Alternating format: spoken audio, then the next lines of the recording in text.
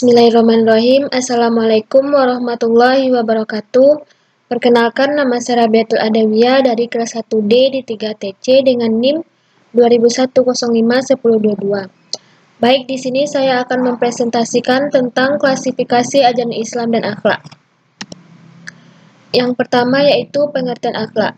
Secara umum, akhlak dipahami sebagai sikap, tingkah laku dari seseorang. Menurut etimologi, akhlak berasal dari kata khuluq yang berarti perilaku. Kata khuluq tersebut berhubung dengan kata khaliq dan makhluk. Jadi, akhlak merupakan perwujudan perilaku yang menghubungkan makhluk dengan khaliknya dan tata nilai dari khalik terhadap makhluknya. Kemudian, akhlak secara terminologi menurut Imam Al-Ghazali adalah sifat yang tertanam dalam diri seseorang yang merupakan sumber lahirnya perbuatan dengan gampang dan mudah tanpa memerlukan pemikiran dan pertimbangan. Kemudian proses terbentuknya akhlak. Menurut Dr. Ahmad Amin, pakar ilmu akhlak manusia terbentuk melalui dua proses, yaitu yang pertama, kehendak. Kehendak dalam artinya timbulnya keinginan untuk melakukan sesuatu terlebih dahulu adanya rangsangan melalui indera. Kemudian timbul kebimbangan antara dua pilihan, yaitu dilakukan atau tidak. Kemudian mengambil keputusan mana yang harus dilakukan.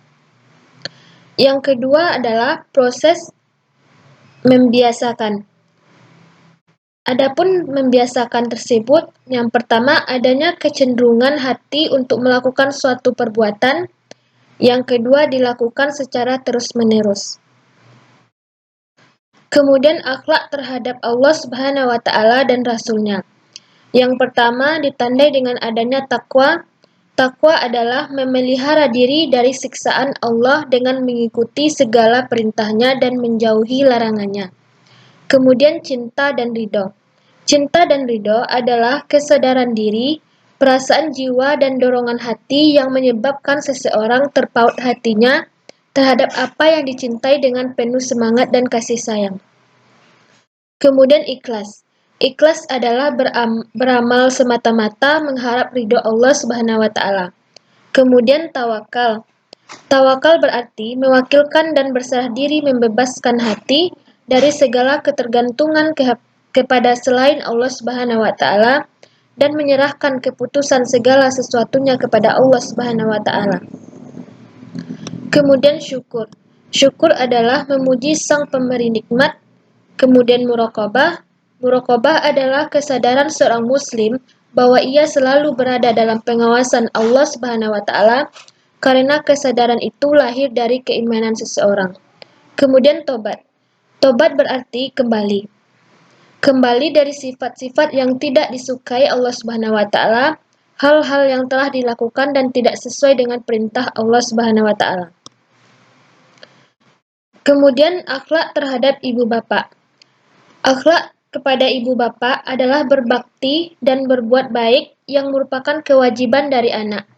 Setiap individu wajib berbuat baik dan bertanggung jawab terhadap keselamatan ibu dan bapaknya, yang dikenal dengan istilah bir al-walidain, berbuat baik kepada ibu bapak.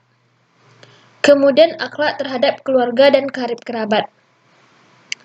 Akhlak terhadap keluarga dan karib kerabat adalah sikap yang muncul dari jiwa yang berhubungan dengan pemeliharaan, keharmonisan, dan kebaikan diri secara pribadi. Kemudian akhlak terhadap diri sendiri, yaitu sidik, amanah, istiqomah, syaja'ah, ifah, dan mujahadah. Baiklah, itu presentasi dari saya, Rabiatul Adawiyah, tentang bab 5. Terima kasih. Assalamualaikum warahmatullahi wabarakatuh.